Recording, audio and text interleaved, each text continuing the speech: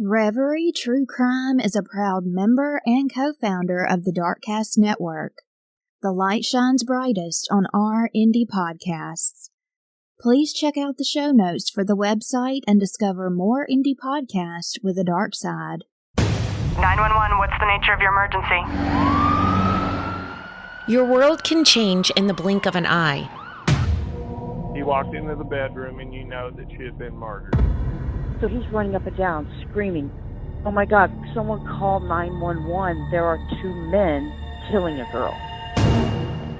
I know my son, and he would not go that long without saying anything to anyone. Safety can be an illusion and reality a nightmare. So how do you steal a person, a grown person? Unspeakable crimes can penetrate any small town, big family, pretty face, or innocent child, and in the wake of a loved one's murder or disappearance, there is nothing more cruel or desperate as silence. Why won't people talk about it? That's another thing. People don't want to talk about it around here. For the families of the missing and murdered, they gambled with their sanity as they lose hope in closure and settle for justice. That's where the cold case playing cards come in. In each episode of the Dealing Justice podcast, your hosts Jennifer Dubasek and Lori Jennings will spotlight one card from the cold case playing card deck. Hear the victim's story from the friends and family who knew them best. Her mom will never stop fighting until she finds out what happens to her daughter. Learn about the crime and help close the case. Welcome to Season 2. We're not just playing cards, we're dealing justice.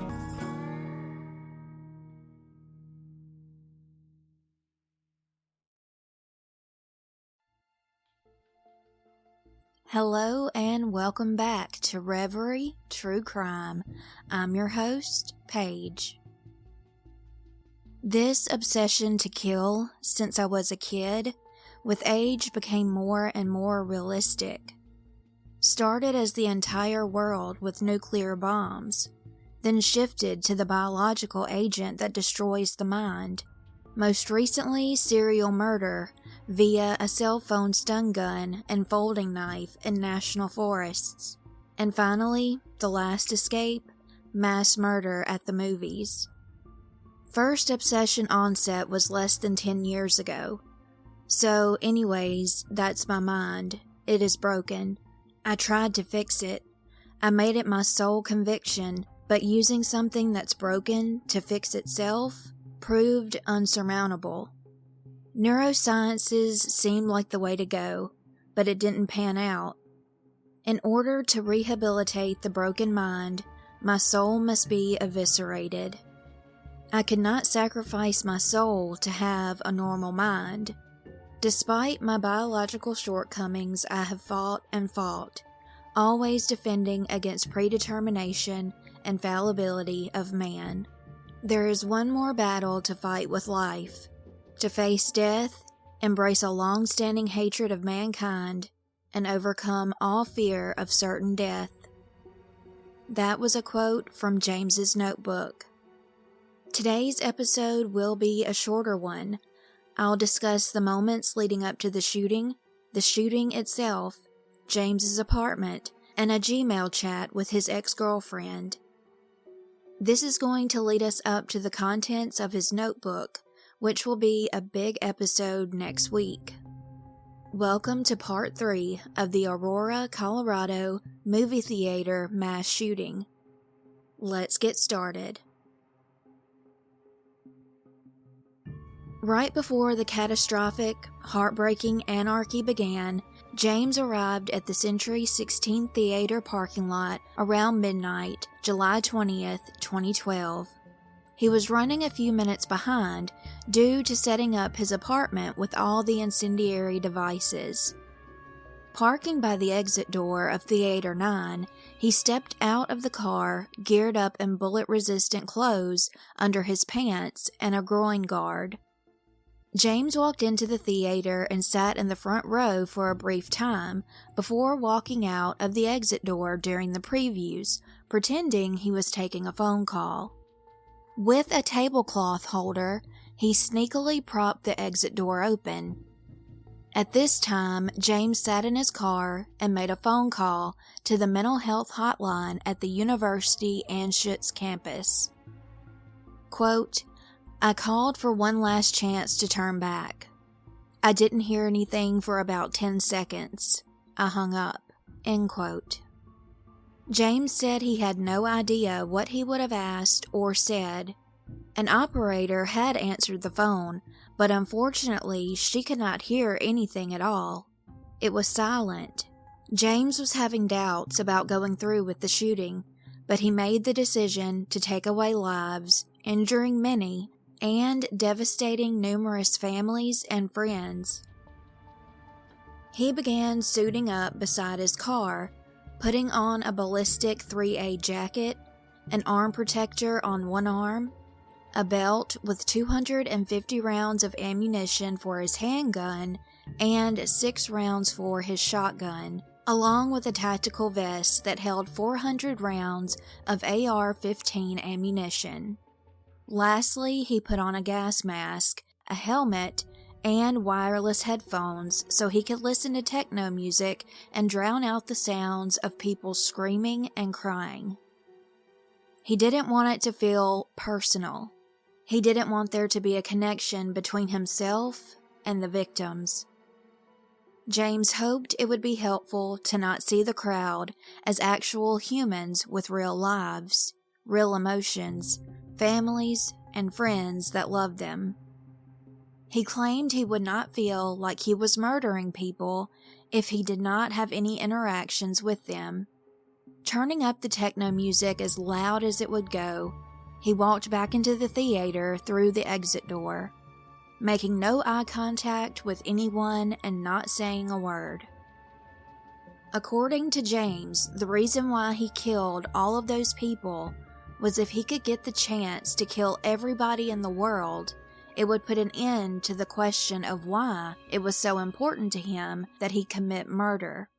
He said he was at rock bottom as a kid, wondering why all people needed to be killed, but he knew he had to be the one to do it, and things couldn't get any worse. There was one contradictory statement James made to another doctor, saying he chose the movie theater because he liked movies and strategy games on the computer, which he was good at. He thought he would wound people, but did not know that he would kill. James was asked to explain why he gave conflicting answers, and he simply said things change with time. He told the previous doctor that he experienced a, quote, call for action in regards to wanting to carry out the shooting. He explained to the psychiatrist that he shot at random, except 6 people who almost got to the exit door. Eventually, his AR-15 jammed, and he couldn't fix it. Finally, he walked out to his car, putting down his weapons in hopes that the police wouldn't shoot him. He didn't hop in his car and try to make a run for it, because he didn't think he could drive with all the armor he had on. So he complied with the police and didn't put up a fight when he was arrested. He did come prepared with road stars in his car to throw out to puncture the tires of police cars if he were to run away. After this tragic event, James said he thought nothing and felt nothing. This is a piece of the preliminary hearing transcript. Officers Jason Aviat and Jason Sweeney made the initial police contact with Mr. Holmes very near the back entrance of Theater 9 at the Century 16 Theater during the early morning hours of July 20th, 2012. Mr. Holmes was still wearing a gas mask in addition to his other protective garments. He was described as being completely compliant with the officer's directions. His pupils were widely dilated, and his hair was dyed orange. A semi-automatic handgun was on the roof of Mr. Holmes's car, and a magazine with ammunition fell out of one of his pockets. Other items removed from Mr. Holmes included a magazine carrier with 9 magazines containing live rounds, a rifle case in his car, and a green-colored plastic doorstop. Another handgun was found in the passenger door map pocket of Mr. Holmes's car. An assault rifle was found near the theater emergency exit door. There was a green plastic doorstop attached to the emergency exit door. Mr. Holmes informed Officer Blue, without any prompting, that there were improvised explosive devices at his apartment. To give some insight into how many times James shot his firearms into the crowd, as well as bullets that he dropped, at the scene there were 15 live rounds of .40 caliber handgun rounds, 5 .40 caliber shell casings, 209 live rounds of .223 ammunition, 65 shell casings of the .223, 6 shotgun shells, and 2 canisters of tear gas. James told the police about his bomb-filled apartment only because it didn't work as a diversion. When the officers arrived at James's apartment, they found a booby trap and numerous devices and substances that were meant to cause an explosion, fire, and smoke. 6-inch firework shells, homemade thermite, homemade napalm, glycerin, gasoline, and oil were in different devices scattered in the apartment. Authorities were able to disarm the explosive device that was by the door and put a remote-controlled robot in the apartment to disarm the other explosives. There were more than 30 homemade grenades that were all wired to a control box in the kitchen, along with 10 gallons of gasoline. James left music blaring inside so someone would call the cops, hopefully to divert their attention to his apartment first, making them slower to respond to what was going to happen at the movie theater.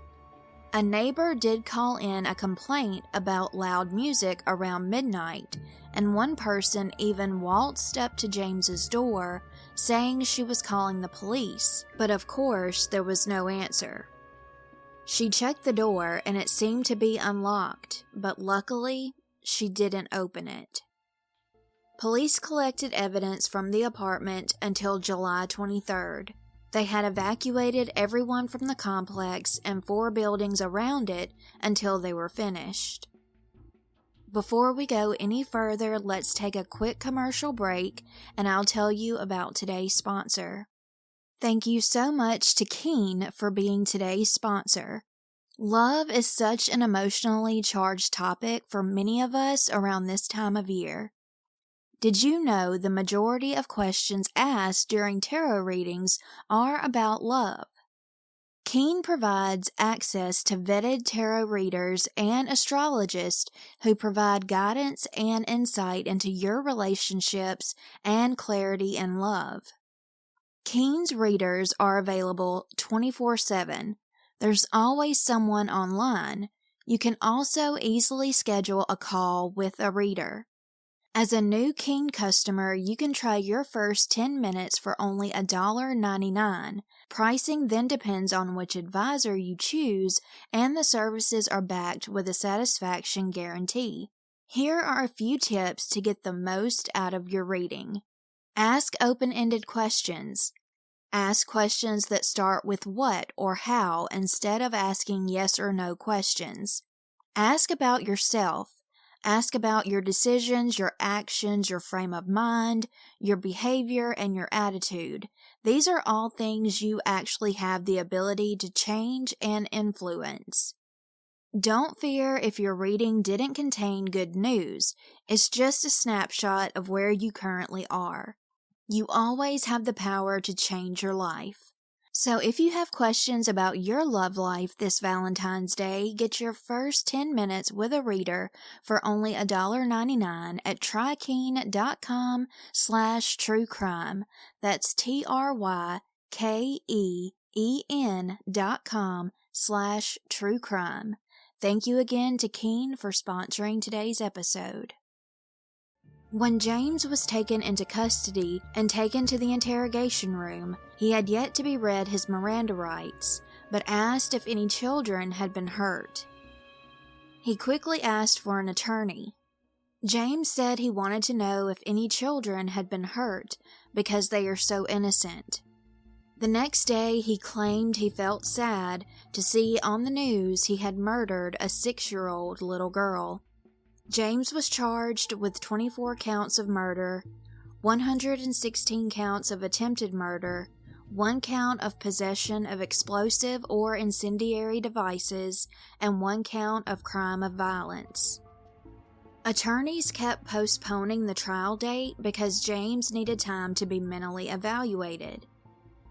I went through a lot of that in part 1. What also came out of that was James was asked to talk about his online exchanges with his former girlfriend Gargi. Leading up to the shooting in March of 2012, James was talking to his ex-girlfriend Gargi over Gmail chat, and this is how one of their conversations went. Do what you feel like doing. It's a Sunday afternoon. Well, what I feel like doing is evil, so can't do that. What do you feel like doing? Video games are the next best thing through escapism. What is so evil that you want to do? Kill people, of course. That is why I live in the future. Killing people is too much effort. You'll end up locked up.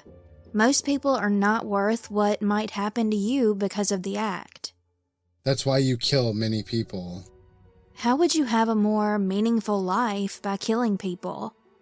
Because if there is a meaning to life, and you take that away from other people, you have prevented their purpose. Someone else will fulfill the purpose then. It doesn't help you. It may satisfy you, but it doesn't help you fulfill your purpose. It still makes my life more meaningful. If you want to kill people, why don't you just kill me and Ben and other people who are around you and have wronged you? Destruction may make it more negative, which is just as suitable in terms of meaning. I told you I can't do that. Why? I would be caught and could not kill more people. I would also lose the rest of my life. Those experiences you speak of would be gone. This is why I won't kill until my life is nearly over. Continuing to chat, James was able to explain to Gargi what human capital was. To him, it is the concept of worth. How much is a person's time worth? For example, is a surgeon's time worth more than a janitor's? He told Gargi that life was priceless. You could take away life, and your human capital, your worth, is limitless. He said having human capital would give him a meaning in life. James believed it was important for a killer to take the lives of more than just one person. That would increase the worth of the killer in a way that's mathematical, explaining further that this entailed the number of people killed, your own perceptions of what a life is worth, your contributions to society in a meaningful and positive way. I am not inherently evil. My outlook on destroying life is Plan B. I also found a purpose for good. I know you're not inherently evil. If destroying life was Plan B, then what was Plan A? Plan A was to, quote, live a happy life, but life wasn't meaningful to him, so Plan A was pointless in his opinion. As of his talk with the psychiatrist in 2013 and 14, James said his beliefs about human worth and killing others to build up your own worth had not changed. In the same breath, saying he was wrong in his beliefs before the shooting in terms of killing people, making his life better, because it didn't take away his depression. He found that his depression is rooted in not having a purpose in life. James said when he was chatting with Gargi, he believed killing people was evil because it was against the law. He would never be able to kill his friends since to him they were real people. But people he didn't know were just simply a crowd of people that he didn't consider real since he didn't know them. James believes that children's lives are worth more than others because they have the rest of their lives to live. Even though children have more worth than adults, which would increase his worth, they are just too innocent. Next week, I'll get into what James wrote in his notebook that he tried to mail to his doctor, and the results of his psychological evaluation. This is definitely a large amount of information to put together with so much available. Thank you so much for listening to this episode, and until next time, stay safe and take care.